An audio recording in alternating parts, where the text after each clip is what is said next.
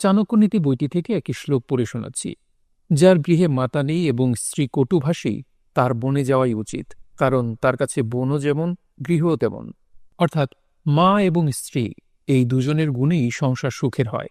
মায়ের মৃত্যুর পর স্ত্রী গোটা সংসারের কর্ত্রী। তাই স্ত্রী কটুভাষী অর্থাৎ বাজে গালিগালাজ করলে স্বামীর আর সেই গৃহে বাসের ইচ্ছা নষ্ট হয়ে যায়।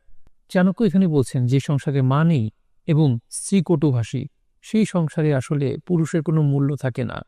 তাই পুরুষের বনে থাকা যে কথা, তার গৃহে থাকাও একই কথা, কারণ বনে যে কষ্ট তার করতে হবে, গৃহে তার একই কষ্ট করতে হয়। তাই সংসারে স্ত্রীদের উচিত ধৈর্যশীল হওয়া এবং তার স্বামীকে পুরোপুরি সাপোর্ট করা, আর স্বামীরও উচিত স্ত্রীকে সাপোর্ট করা। দুজন দুজনকে সাপোর্ট না করলে সংসার করাটা কঠিন হয়ে যায় এবং সংসারটা তখন বোঝার মতো মনে হয়, আর তখন বনও যা সংসারও তা। চাণক্য মনে হয় ঠিক কথাটাই বলেছেন। তাই স্বামী এবং স্ত্রী যেমন দুজন দুজনের পরিপূরক, তেমনি দুজন দুজনের সমঝোতার মধ্যেই সংসারে শান্তি প্রতিষ্ঠিত হয়।